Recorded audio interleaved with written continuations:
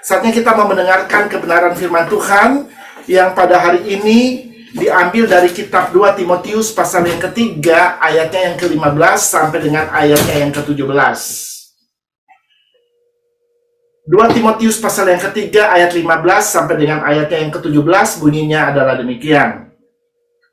Ingatlah juga bahwa dari kecil engkau sudah mengenal kitab suci yang dapat memberi hikmat kepadamu dan menuntun engkau kepada keselamatan oleh iman kepada Kristus Yesus. Ayat 16, segala tulisan yang diilhamkan Allah memang bermanfaat untuk mengajar, untuk menyatakan kesalahan, untuk memperbaiki kelakuan, dan untuk mendidik orang dalam kebenaran. Ayat 17, dengan demikian, tiap-tiap manusia kepunyaan Allah diperlengkapi untuk setiap perbuatan baik. Sedemikian jauh pembacaan firman Tuhan pada hari ini. Saudara-saudara, kalau saya bisa kasih tema untuk khotbah pada hari ini, temanya adalah berkat dalam mempelajari Alkitab. Saudara-saudara, kita akan melihat pentingnya kita mempelajari Alkitab atau pentingnya kita mempelajari firman Tuhan sehingga kita bisa mengenal Allah, kita bisa mengenal Tuhan yang kita sembah, dan kita juga bisa mengerti apa yang akan Dia perbuat di dalam kehidupan kita, dan kita juga bisa mengerti apa yang menjadi kehendak Tuhan dalam hidup kita. Saudara-saudara, Alkitab yang kita miliki ini adalah pemberian Tuhan yang luar biasa bagi kehidupan manusia.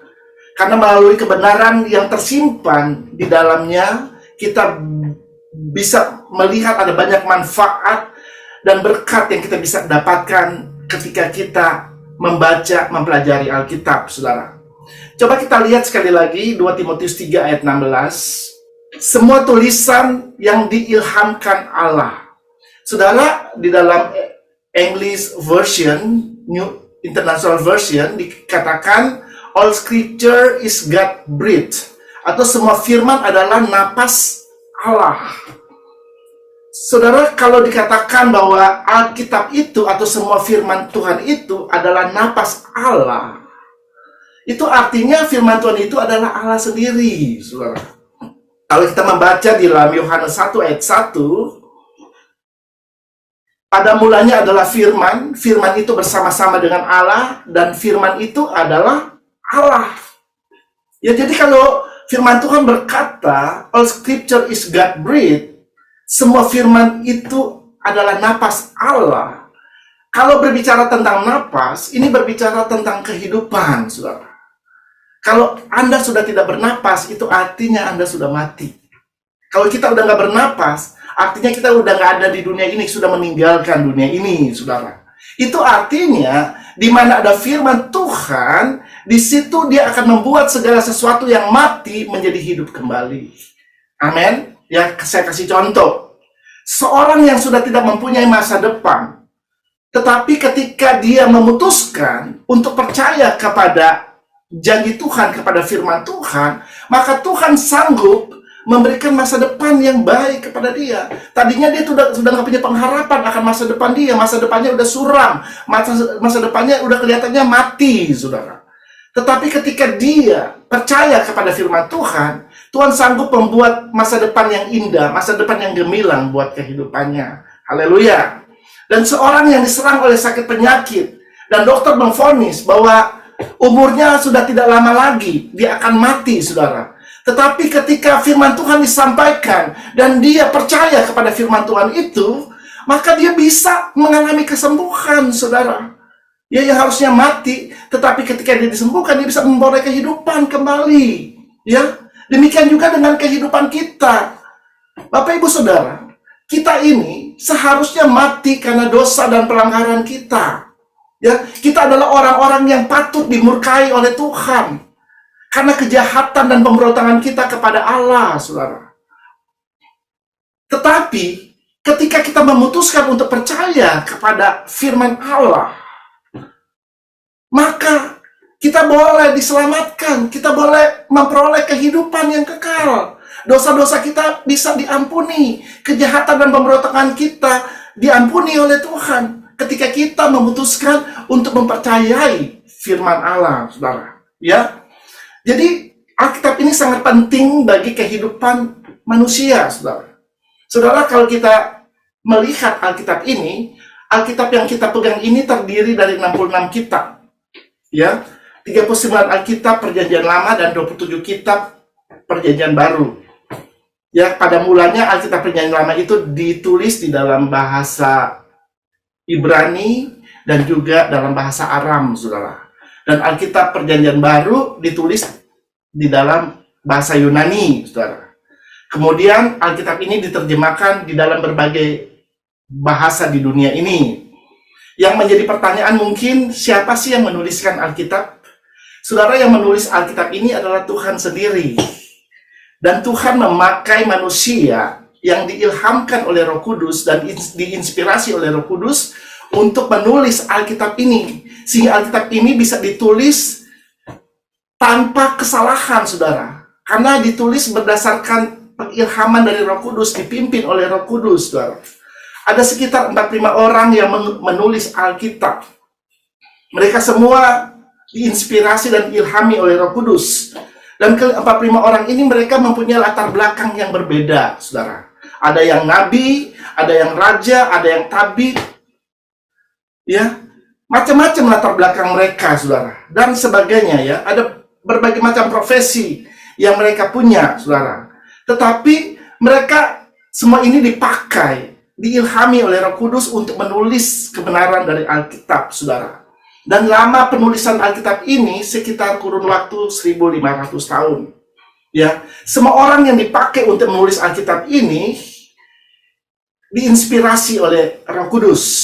Tetapi pengarangnya itu adalah Tuhan sendiri, saudara.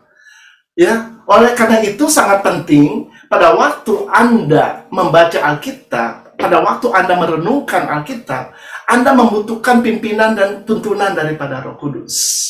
Ya, supaya Anda tidak menafsirkan atau menginterpretasikan Alkitab secara sembarangan, saudara.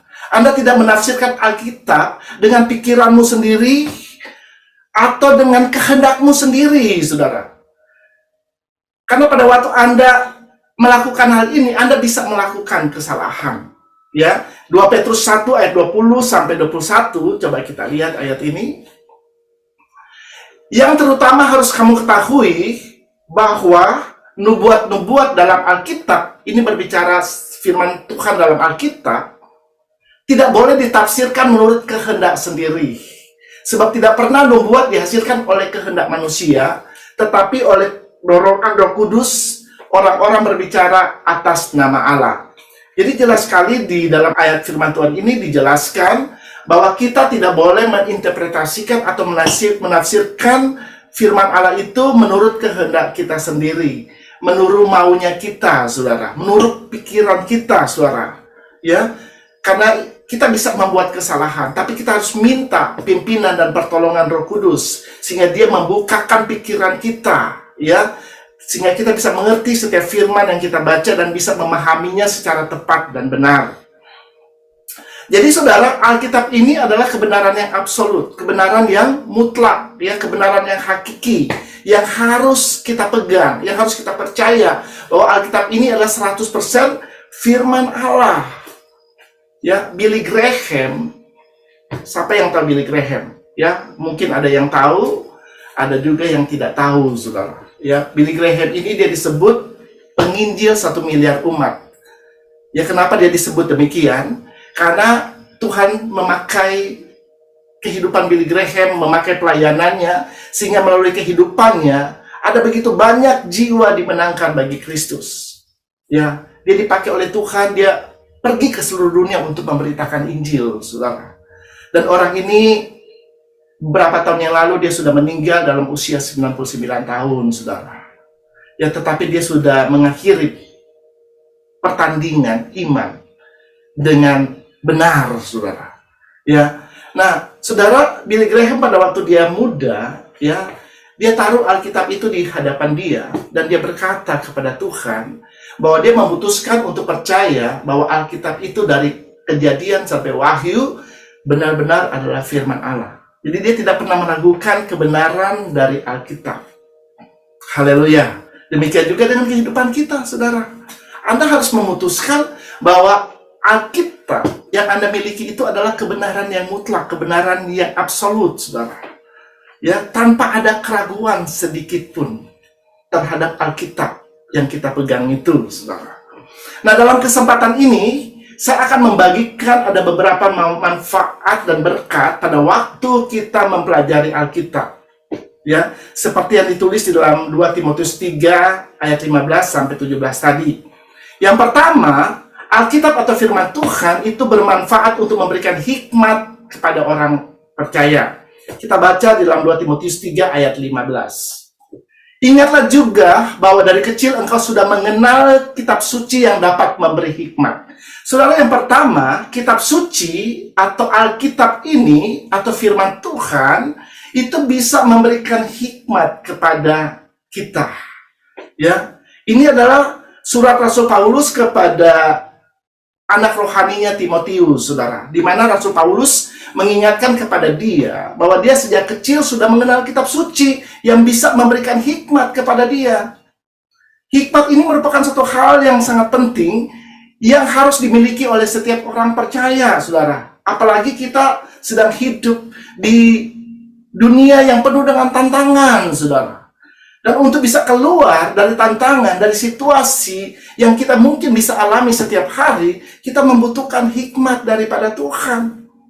Dan setiap saat, setiap waktu, kita harus membuat keputusan-keputusan dalam hidup kita.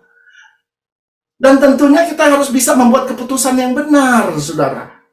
Dalam menghadapi apapun situasi yang kita alami di dalam hidup ini. Ya, karena keputusan yang benar akan membuat kehidupan kita bersukacita dan berbahagia. Tetapi kalau Anda salah dalam mengambil keputusan, itu akan bisa mencelakakan hidupmu atau bisa membawa hidupmu kepada kehancuran, saudara. Ya, jadi kita memerlukan hikmat di dalam hidup kita supaya kita bisa memutuskan sesuatu yang benar.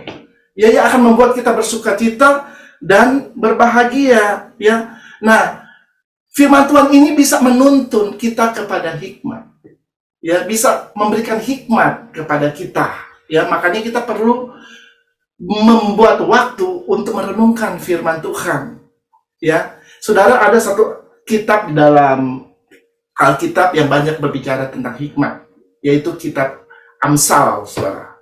Ya, saya menyarankan ya, kalau Anda bisa membaca Amsal, kitab Amsal itu setiap hari, ya, karena isinya tuh Amsal itu terdiri dari 31 pasal, saudara. Ya, jadi kalau satu bulan selama 30 sampai 31 hari Anda bisa baca satu pasal, saudara.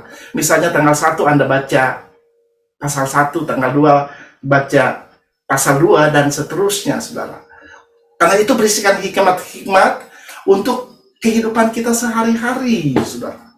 Dan tentunya Anda juga bisa membaca firman Tuhan yang lain. Tapi sangat bagus, saudara, kalau Anda bisa baca kitab Amsal ini, ya. Karena kalau Anda membaca kitab Amsal ini, itu akan memberikan hikmat kepada engkau untuk berjalan dalam kehidupanmu hari lepas hari. Selanjutnya, berkat dalam mempelajari Alkitab yang kedua, masih di ayat yang ke-15. Alkitab atau firman Tuhan bermanfaat untuk menuntun manusia kepada keselamatan. Kita lihat ayat 15. Dan menuntun engkau kepada keselamatan oleh iman kepada Kristus Yesus. Ya, jadi kitab suci atau Alkitab itu bisa menuntun, membawa kita kepada keselamatan oleh iman kepada Kristus Yesus. Saya percaya semua manusia membutuhkan keselamatan. Amin. Ya, tidak ada manusia yang mau hidup binasa selama-lamanya. Tapi kita mau hidup kekal bersama dengan Tuhan selama-lamanya. Ya. Oleh karena itu memang dikatakan dalam Alkitab bahwa keselamatan kita hanya bisa diselamatkan kalau kita percaya kepada Tuhan Yesus. Ya. Tidak ada jalan lain seorang bisa diselamatkan selain melalui Kristus Yesus atau melalui Tuhan Yesus, saudara. Kita bisa baca ayatnya dalam Kisah Para Rasul 4 ayat 12. Dan keselamatan tidak ada di dalam siapapun juga selain di dalam Dia, sebab di kolong langit ini tidak ada nama lain yang diberikan kepada manusia yang olehnya kita dapat diselamatkan. Haleluya. Jadi jelas sekali dikatakan dalam firman Tuhan ini, tidak ada nama lain yang diberikan kepada manusia yang olehnya kita dapat diselamatkan. Ya, oleh karena itu memang tugas kita sebagai orang percaya untuk menjadi perpanjangan tangan Tuhan untuk menyampaikan firman Tuhan tentang Yesus yang telah datang ke dunia ini untuk menyelamatkan umat manusia. Sebab di luar Kristus tidak ada kehidupan yang kekal, saudara. Ya, di luar Kristus tidak ada keselamatan, saudara. Mungkin ada pepatah yang mengatakan ada banyak jalan menuju ke Roma, saudara. Ya, menuju ke Roma ada banyak jalan, saudara. Tetapi untuk menuju kepada keselamatan ke surga, Yesus Kristus satu-satunya jalan. Firman Allah berkata tentang hal itu. Ya, tidak ada nama lain yang diberikan kepada manusia, olehnya kita dapat diselamatkan. Hanya nama Yesus yang dapat menyelamatkan hidup kita, saudara. Oleh karena itu tugas kita sebagai gereja Tuhan, kita harus pergi untuk memberitakan Injil, untuk memperkenalkan Yesus kepada orang-orang yang belum mengenal Dia, sehingga mereka bisa mengenal Yesus dan menjadi percaya kepada Dia sebagai Tuhan dan Juru Selamat di dalam kehidupan mereka. Ya, yang selanjutnya berkat dalam mempelajari Alkitab, kita bisa lihat itu di dalam 2 Timotius 3 ayat 16. Alkitab atau firman Tuhan itu bermanfaat untuk mengajar, saudara. Segala tulisan yang diilhamkan Allah memang bermanfaat untuk mengajar, kata 2 Timotius 3 ayat 16. Saudara, kenapa pengajaran itu sangat penting dalam kehidupan kita? Karena dengan kita belajar firman Tuhan, kita bisa memperoleh pengetahuan tentang Tuhan. Kita bisa mengenal siapa Tuhan yang kita sembah, saudara. Ya, dan kita juga bisa mengerti apa yang menjadi kehendak Tuhan di dalam hidup kita. Tetapi kalau kita tidak mengenal Tuhan, kita akan gampang melakukan kesalahan atau pelanggaran di hadapan Tuhan. Ya, kalau kita tidak mengerti firman Tuhan, dan firman Tuhan itu dikatakan firman Tuhan itu adalah terang bagi jalan kita, kita akan mudah disesatkan, saudara. Ya, kalau kita tersesat, itu bisa mendatangkan malapetaka dalam hidup kita. Firman Tuhan di dalam Hosea 4 ayat 6, coba kita lihat ayat ini. Umatku binasa karena tidak mengenal Allah. Dalam bahasa Inggrisnya diterjemahkan dengan My people are destroyed for lack of knowledge. Umatku binasa karena kekurangan pengetahuan. Ya, jadi banyak orang yang akhirnya binasa karena kekurangan pengetahuan, saudara. Ya, bukan nggak punya pengetahuan, tapi kurang pengetahuan. Kenapa kita kekurangan pengetahuan? Karena kekurangan pengajaran, saudara. Pengajaran sangat penting di dalam gereja Tuhan. Karena itu adalah salah satu yang dilakukan oleh Tuhan Yesus pada waktu Dia ada di dunia ini. Di samping Dia membuat mujizat, Dia membuat kesembuhan, ya, Tuhan Yesus juga mengajar orang banyak. Ya, ada begitu banyak pengajaran yang disampaikan oleh Tuhan Yesus. Ya, dan banyak orang yang tertarik untuk selalu mendengarkan pengajaran itu, saudara. Nah, di dalam gereja Tuhan, pengajaran itu sangat penting, saudara. Sehingga membuat kita mengerti firman Tuhan dan tidak salah dalam melangkah atau melakukan tindakan-tindakan di dalam hidup kita, saudara. Ya, saya kasih contoh, ya, misalnya tentang hal pengabulan doa. Ada firman yang berkata, mintalah apa saja yang kau kehendaki, maka engkau akan menerimanya. Banyak orang yang memegang firman Tuhan ini, ya, mereka berkata, mintalah, maka engkau akan menerimanya. Ya, itu dipercaya dan dipegang oleh mereka. Padahal itu hanya sebagian dari firman yang Tuhan sampaikan. Kalau Anda membaca dalam Yohanes 15 ayat 7, coba kita lihat ayat ini. Jikalau kamu tinggal di dalam aku, dan firmanku tinggal di dalam kamu, mintalah apa saja yang kamu kehendaki, dan kamu akan menerimanya. Jadi, ayat firman Tuhan ini tidak terlepas dari kalimat sebelumnya, saudara. Kalau Firman Tuhan berkata, mintalah apa saja yang kamu kehendaki, dan kamu akan menerimanya. Ayat sebelumnya berkata, jikalau kamu tinggal di dalam aku, dan aku tinggal di dalam kamu, baru kita boleh minta apa aja. Makanya banyak orang Kristen yang berdoa dan kecewa, karena mereka tidak mendapatkan apa yang mereka minta kepada Tuhan. Karena mereka hanya mengklaim bahwa kita harus minta kepada Tuhan, maka Tuhan akan memberikan. Itu benar. Tetapi kalimat sebelumnya harus kita lakukan. Jikalau kamu tinggal di dalam aku dan firmanku tinggal di dalam kamu. Ya, jadi kita harus tinggal di dalam firman Tuhan. Kita nggak boleh di luar firman Tuhan. Apapun yang Tuhan firmankan harus dilakukan. Itu namanya tinggal di dalam firman Tuhan. Dan tinggal di dalam Tuhan, tinggal di dalam Kristus, saudara. Ya, kalau berbicara tinggal di dalam Tuhan, ya tinggal di dalam aku, tinggal di dalam Tuhan, ini berbicara kehidupan kita tidak tampak lagi, tidak kelihatan lagi, saudara. Tuhan kita adalah Allah yang maha besar. Pada waktu kita memutuskan untuk tinggal di dalam Tuhan, tinggal dalam Kristus, maka kita ini tidak kelihatan lagi. Hanya Kristus yang kelihatan, hanya Kristus yang tampak dalam hidup kita. Amin. Ya. Dan kalau berbicara firman-Nya tinggal di dalam kita, artinya firman-Nya itu harus menguasai, mengontrol, dan mengendalikan kehidupan kita. Apapun yang kita lakukan, kita harus berjalan sesuai dengan pimpinan dari firman Allah. Ya. Baru kita boleh minta apa saja, maka itu akan diberikan kepadamu. Tapi kalau kita nggak tinggal di dalam Dia, hidup di luar firman, nggak mungkin kita akan menerima sesuatu dari Tuhan. Nah, ini perlu dimengerti secara benar. Ini perlu diajar, saudara. Ya, karena banyak orang mengerti kebenaran secara setengah-setengah, nggak komplit, saudara. Sehingga mereka tidak bisa melihat sesuatu terjadi di dalam hidupnya. Ya, saya kasih contoh yang lain lagi ya. Misalnya tentang jatuh tidaknya kita dalam pencobaan. Banyak orang ketika mereka dicobai oleh iblis, dan mereka jatuh dalam pencobaan, mereka berkata, ya, ini normal. Karena memang kadang-kadang roh itu kan penurut tetapi daging lemah. Nah, mereka mengucapkan alasan roh penurut tetapi daging lemah. Jadi, karena daging lemah itu, makanya saya ketika dicobai, akhirnya saya jatuh ke dalam pencobaan. Padahal firman Tuhan berkata, coba kita lihat, Matius 26 ayat 41. Berjaga-jagalah dan berdoalah supaya kamu jangan jatuh ke dalam pencobaan. Roh memang penurut, tetapi daging lemah. Ya, jadi sebelum kalimat roh memang penurut, daging lemah, ada kalimat yang berkata berjaga-jaga dan berdoalah supaya kamu jangan jatuh ke dalam pencobaan.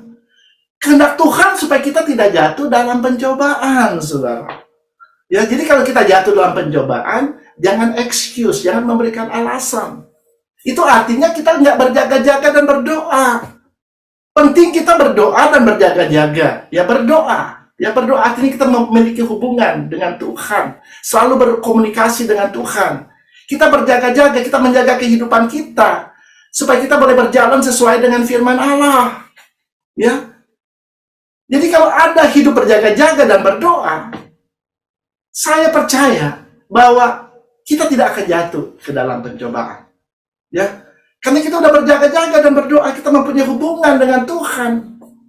Kita kuat di dalam kekuatan kuasa Tuhan. Sehingga iblis bisa mencobai kita dengan apa saja, saudara. Tetapi orang yang hidupnya berjaga-jaga dan berdoa, pasti akan mengalami kemenangan. Jadi pada waktu ada orang yang jatuh di dalam dosa, jangan dia berkata, memang roh penurut tapi daging lemah. Akhirnya dia mengikuti keinginan dagingnya. Karena dia nggak berjaga-jaga dan berdoa. Ya, jadi kita harus memahami firman Tuhan secara keseluruhan, jangan hanya setengah-setengah, saudara. Ya, akhirnya kita salah dalam berkata-kata dan juga salah dalam bertindak. Saya kasih contoh satu lagi tentang kekhawatiran, saudara. Ya, Matius 6 ayat 31, coba kita baca. Sebab itu janganlah kamu khawatir dan berkata, apa yang akan kami makan, apa yang akan kami minum, apa yang akan kami pakai. Ya. Berbicara tentang kekhawatiran, ya Tuhan hanya berkata supaya kita jangan khawatir tentang apa yang kita makan, minum, dan pakai, saudara. Jadi nggak ada kata-kata lain di situ. Tapi banyak orang ya pengikut Kristus, udah pengikut Kristus, tapi masih berkata bahwa kekhawatiran itu adalah manusiawi. Ya, jadi kalau saya tiba-tiba saya jadi khawatir, ya itu masih manusiawi, namanya masih manusia. Saya bisa khawatir. Padahal firman Allah berkata, jangan kamu khawatir. Artinya Tuhan melarang segala jenis kekhawatiran masuk dalam hidup manusia. Amin. Ya, kalau Anda membaca dari kitab Kejadian sampai Wahyu, nggak ada ayat yang berkata, oh iya kita bisa khawatir karena kekhawatiran itu manusiawi. Nggak ada ayatnya seperti itu. Yang Tuhan katakan hanya jangan kamu khawatir. Ya, karena pada waktu kita khawatir itu artinya kita percaya bahwa situasi dan keadaan yang kita alami lebih besar daripada Tuhan. Tetapi kalau kita tidak khawatir, artinya kita percaya penuh kepada Tuhan, saudara. Ya, kalau kita percaya bahwa Tuhan lebih besar dari segala sesuatu dan Dia sanggup untuk menolong kita, maka kita akan hidup bebas dari kekhawatiran. Ini adalah kehendak Allah dalam hidup manusia, supaya kita bebas dari rasa khawatir, saudara. Ya, nah itu perlu pengajaran, saudara. Sehingga kata-kata yang tadinya sering kita dengar seperti kekhawatiran itu manusiawi, kita bisa ubah itu. Saya nggak akan khawatir lagi karena ada Tuhan yang bersama dengan saya, yang sanggup menolong saya, yang sanggup memberikan jalan keluar ketika ada situasi dan tantangan terjadi dalam hidup kita. Sehingga hidup kita bisa bebas dari segala macam kekhawatiran. Haleluya. Ya, kalau Anda melihat ya, Tuhan Yesus hanya punya 12 orang murid. Ya, dan Tuhan Yesus itu disebut sebagai guru. Jadi dia mengajar. Ya, sebagai guru dia mengajar. Dan dia menginvestasikan kehidupannya, dia mengajar kepada 12 orang murid. Ya, dan luar biasa, ya, murid-muridnya meresponi setiap pengajaran yang disampaikan oleh Tuhan Yesus di dalam hidup mereka. Dan 12 orang ini bisa dipakai secara dahsyat oleh Tuhan, saudara. Ya, melalui 12 orang murid ini mereka mulai bergerak dan akhirnya Injil bisa diberitakan ke seluruh dunia. Haleluya. Ya, jadi itu yang ketiga. Ya, yang keempat, masih dalam ayat yang ke-16. Berkat dalam mempelajari Alkitab. Yang keempat adalah, yang pertama, segala tulisan yang diilhamkan Allah memang bermanfaat untuk mengajar. Yang kedua, untuk menyatakan kesalahan. Jadi, firman Tuhan itu untuk menyatakan kesalahan, ya, untuk mengkoreksi kehidupan kita, bukan untuk mencari-cari kesalahan, saudara. Tetapi kalau kita melakukan kesalahan di hadapan Tuhan, maka firman Tuhan itu akan menyatakannya kepada kita. Tujuannya supaya kita bertobat, supaya kita tidak tinggal lagi dalam kesalahan itu, saudara. Ya, jadi kalau Anda mendengarkan firman Tuhan dan firman Tuhan berbicara di dalam hidupmu, bahwa Anda sudah melakukan kesalahan di hadapan Tuhan, respon Anda harusnya Anda berbalik dari cara hidupmu yang salah, dari cara hidupmu yang jahat, dan kembali kepada Tuhan. Ya, jadi jangan tersinggung, saudara. Ya, kalau dengar firman, ya, dan firman itu menegur, menyatakan kesalahanmu, karena Tuhan mengasihimu. Ya, karena Dia mengasihimu, Dia memberitahukan kesalahanmu supaya engkau bisa bertobat. Yang tadinya engkau sudah keluar dari track atau dari jalan Tuhan, Anda bisa kembali lagi ke jalan Tuhan. Amin. Ya, itu maksudnya. Jadi waktu kita mempelajari Alkitab, ya, kita merenungkan, membaca Alkitab, kita bisa melihat firman Tuhan itu bisa mengkoreksi engkau, bisa menyatakan apa yang kesalahan-kesalahan yang engkau perbuat di hadapan Tuhan, sehingga engkau bisa kembali ke jalan Tuhan. Yang kelima, Alkitab atau firman Tuhan bermanfaat untuk memperbaiki kelakuan. Masih di dalam 2 Timotius 3 ayat 16, untuk memperbaiki kelakuan. Jadi Alkitab atau firman Tuhan ini itu bisa memperbaiki kelakuan. Sejelek, seburuk apapun karakter dari seseorang, ya, itu bisa diperbaharui oleh firman Tuhan. Ya, sejahat apapun hidup seseorang, ya, itu bisa diperbaharui oleh Tuhan. Ya, makanya saya selalu berkata, Tidak ada sesuatu yang permanen. Ya, pada waktu seseorang mau bertobat dan datang kepada Tuhan, ya, orang yang jahat pun bisa menjadi baik, saudara. Seorang gangster pun pada waktu dia bertobat, dia bisa menjadi seorang anak Tuhan yang cinta Tuhan, saudara. Karena dia bisa diubahkan, diperbaharui oleh firman Tuhan yang dia dengar dalam hidupnya. Amin. Haleluya. Karena pada waktu kita percaya kepada firman Tuhan, ya, kita percaya kepada Tuhan, kita ini adalah ciptaan yang baru. Yang lama sudah berlalu, sesungguhnya yang baru sudah datang. Karakter lama kita sudah berlalu, karakter Kristus yang ada di dalam kehidupan kita. Haleluya. Yang terakhir, berkat apa lagi dalam mempelajari firman Tuhan? Yang keenam, Alkitab atau firman Tuhan bermanfaat untuk mendidik orang di dalam kebenaran. Masih dalam 2 Timotius 3 ayat 16, coba kita lihat sekali lagi ayat ini. Dikatakan, dan untuk mendidik orang dalam kebenaran. Jadi semua tulisan yang diilhamkan oleh Allah, itu bisa mendidik orang di dalam kebenaran, saudara.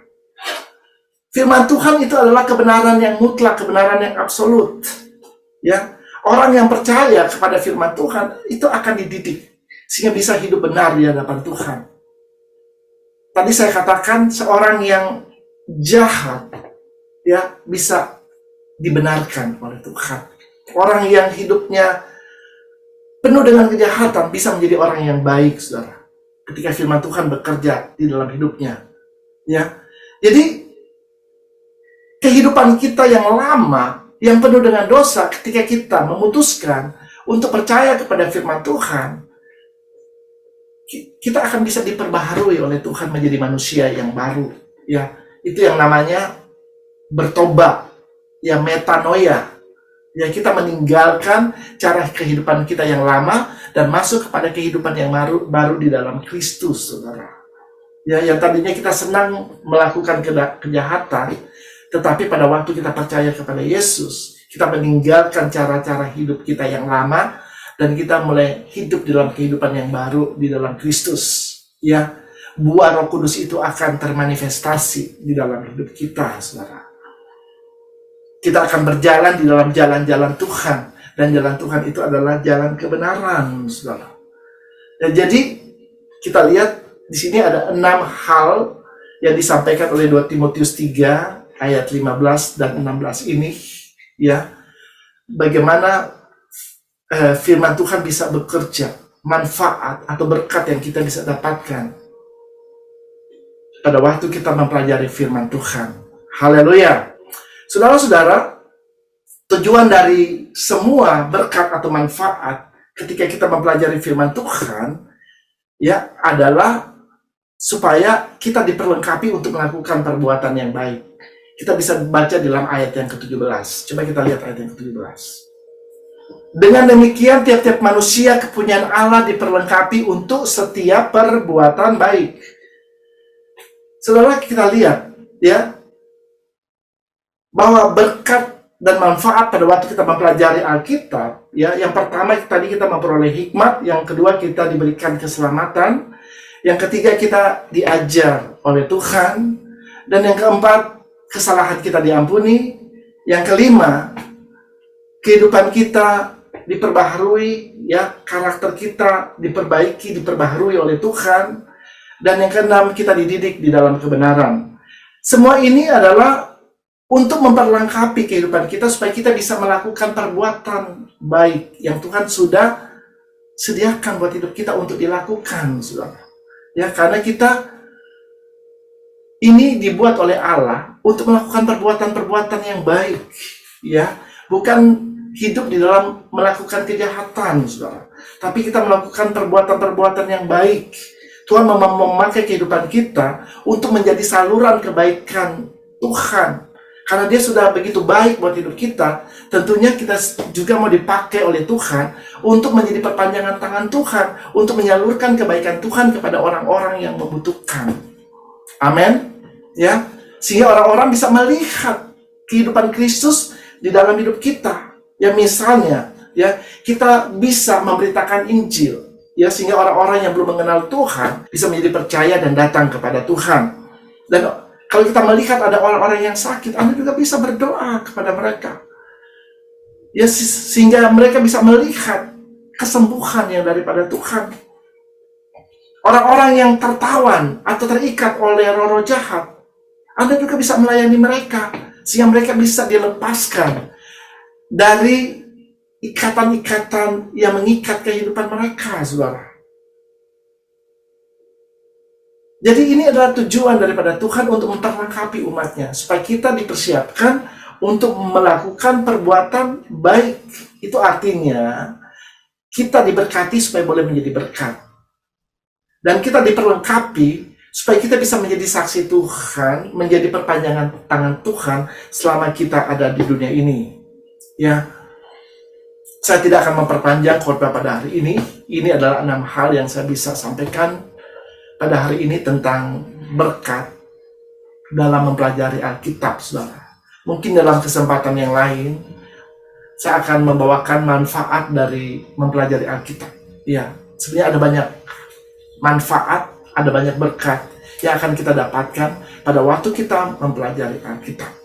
Ya, mungkin minggu-minggu yang akan datang saya akan coba bawakan tentang berkat yang lain pada waktu kita mempelajari Alkitab. Ya, nama Tuhan dipermuliakan. Amin.